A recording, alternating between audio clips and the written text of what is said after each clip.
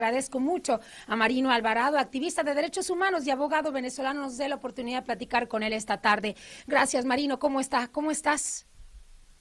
Muy bien, gracias Michelle y saludos a la audiencia. Gracias. Marino, se habla de entre 800 a 1,200 presos políticos en Venezuela. ¿De cuántos realmente estamos hablando y cuántos realmente han sido liberados? Sabemos que algunos españoles ya han llegado a su país, pero sigue sin haber una cifra clara. Sí, estaríamos hablando de aproximadamente 1.000 presos políticos. Digamos, hay diversas organizaciones que tienen diversos listados, entre el Foro Penal, que tiene cerca de 900, y Encuentro Justicia y Perdón, que tiene un poquito más, 1.100, pero podemos redondear en unos 1.000 presos políticos. Eso incluye civiles y militares, y todavía un adolescente que permanece encarcelado.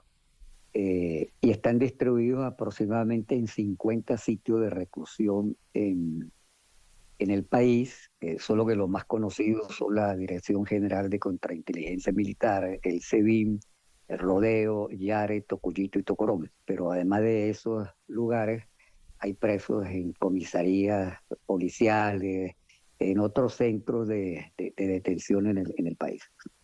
Marino, es decir, debe ser muy difícil identificar cuántos de estos están en prisión preventiva, por así decirlo, si lo homologamos un poco con lo que puede o equivale un poco a lo que México significa llevar a prisión a alguien en lo que se obtiene una sentencia. Y por otro lado, preguntarte qué delito o por qué delito, cuál es el delito más grave por el que se les ha detenido a algunos presos. Sí, los delitos que se imputan son muy diversos. Por ejemplo, casi todos los presos que fueron detenidos después de las elecciones del 28 de julio, se le imputaron tres delitos, que son delitos de terrorismo, delitos de incitación al odio y resistencia a la autoridad. Son como tres delitos que prácticamente tienen todas las personas, incluyendo adolescentes que fueron encarceladas. Es decir, se aplicó la ley contra el terrorismo a todos ellos. De este grupo de personas que fueron encarceladas después de las elecciones del 28 de julio, podemos decir que hay aproximadamente unos 200 todavía que están presos. Antes del 28 de julio ya había un número significativo también de presos políticos. Ahí estamos hablando de militares a quienes han acusado de conspiración, pero también de dirigentes políticos que ya Sí. habían sido detenidos anteriormente al 28 de julio, porque quizá para la comunidad internacional a veces le llega mucha información de los detenidos después del 28 de julio, pero realmente ya antes de los 2.000, casi 2.400 personas que fueron detenidas en julio y agosto del 2024, ya en Venezuela había 350 presos políticos.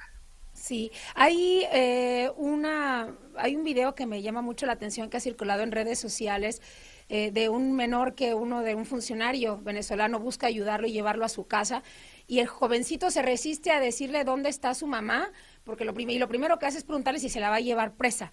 Y esto me lleva a preguntarte, Marino, cuando hablas del delito de incitación al odio y resistencia a la autoridad, si se trata de personas que se resistieron en algunas manifestaciones o a lo mejor algunos por expresarse públicamente en contra del gobierno de Nicolás Maduro. No, digamos, los casos son muy, muy diversos. Van de personas que simplemente escribieron algún comentario en un grupo de WhatsApp, y en esta política que ha impulsado el gobierno de poner a vecinos a denunciar a otros, entonces lo denunciaron. ¿Cómo cree? Personas que simplemente dieron retweet, ni siquiera ellos elaboraron el texto del tweet, sino que retuitearon. Personas que en algún momento en la calle le hicieron alguna entrevista y emitieron alguna opinión, y a las pocas horas fueron detenidos. Como personas que, bueno, participaron en protestas. También ha habido muchos detenidos, hay que decirlo, porque es una política que se afianzó sobre todo a finales del 2023, durante todo el 2024 y todo el 2025, y a llevarse detenido a familiares cuando van a buscar una persona no la consiguen y se llevan. Y cuando digo se llevan es que se llevan al papá, a la abuela, al tío, al hermano. Hemos tenido casos de personas de 85 años detenidas, abuelo de alguien que fueron a buscar, no lo consiguieron y se lo llevaron y lo tuvieron en desaparición forzada por varios días.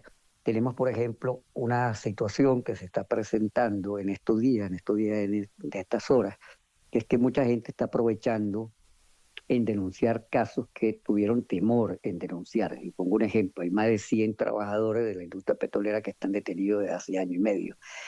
A ellos le metieron mucha presión las autoridades para que no denunciaran públicamente y ya por Ujú. lo menos hoy hemos podido conocer un listado de 43 trabajadores de la industria PDVSA que están detenidos en la cárcel de Yare 3, Sí, pero nos están informando los familiares que son más de 100 los que híjole. están detenidos. También ocurrió, por ejemplo, antier y ayer que estuve en la sede del SEBIN, se acercaron personas aprovechando que estaban los medios de comunicación para denunciar casos que no conocíamos, casos incluso algunos muy terribles de personas que tienen varios años encarceladas y la familia no se había atrevido a denunciar por toda esta política de terror que se ha implementado en el país. Y bueno, están aprovechando y, y- y- y dando a conocer los casos. Nosotros en PROEA, que es la organización de derechos humanos para la cual yo trabajo, hemos atendido también casos que no han salido públicamente, por eso nosotros decimos los casos son mucho más de los que están públicamente anunciadas, pero que las familias nos piden que no los hagamos públicos. Nosotros los atendemos, le damos orientación, estamos hablando de varios casos de desaparición forzada. Sí, Eso implica a civiles como a familiares de militares. sí, Marino, ahora déjeme hacerte esta pregunta, porque muchos pueden creer que con la captura de Nicolás Maduro ya pueden salir a denunciar, pueden decir públicamente, pueden ser libres en sus manifestaciones, pero a ver, la gente de Nicolás Maduro continúa en la presidencia de Venezuela, no es una garantía. ¿Cuál es la recomendación que ustedes hacen como organización a favor de los derechos humanos? Sí, bueno, yo creo que los mexicanos pudieron ver que hubo muchas celebraciones de venezolanos en el exterior, en más de 50 ciudades se dieron celebraciones. Sin embargo, nadie salió en Venezuela porque hay una política de terror, una política donde expresarse de manera crítica al gobierno constituye riesgo. Nosotros tenemos 5 defensores de derechos humanos, bueno, 4 porque ya salió liberada Rocío San Miguel, que es venezolana, española y llegó ayer casualmente a España liberada. Pero, digamos, hay mucho terror, hay mucho miedo. Ahora con este decreto de conmoción exterior, donde prácticamente el artículo 5 de ese decreto es como una orden de captura eh, Sí, general a cualquiera que pueda expresar algún tipo de de opinión manifestación, así es. medianamente favorable a lo que ocurrió. Entonces, hay mucha reserva de las personas en opinar Sí. a través por ejemplo, hay un hecho que está ocurriendo que es de esta semana, y es que mucha gente se está saliendo de los grupos de WhatsApp, de grupos familiares, porque No, pues es también que disculpa, tenemos una situación y es que hay alcabalas, no sé cómo le llaman en México, retenes tal vez, sí. que tienen tanto grupos paramilitares como funcionarios policiales, por lo menos en la ciudad de Caracas, donde detienen un vehículo y todas las personas que van en el vehículo les piden el teléfono, los obligan a que ese teléfono Y revisan, así es. y Sí, sí, revisan. Sí. nos habían hecho llegar esa información justamente, Marino, que estaban revisando los celulares. Yo debo cortar, le agradezco mucho a Marino Alvarado. Permítanos estar en contacto más adelante para saber cómo va la situación en Venezuela. Gracias por esta charla. Gracias por la oportunidad de poder informar. Al contrario, gracias a usted. Voy a una pausa rápidamente. Regresamos a Fórmula Noticias.